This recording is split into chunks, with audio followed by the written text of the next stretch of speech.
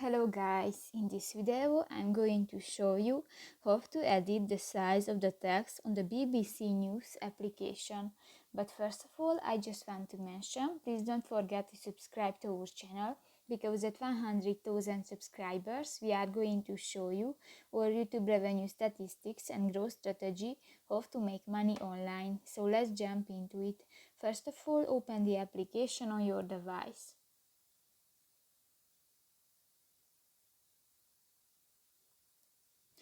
Go to the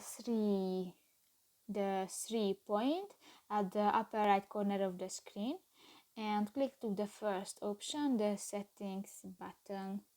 And here in the general section you can find the text size button and click that. And in the font size and style button you can edit your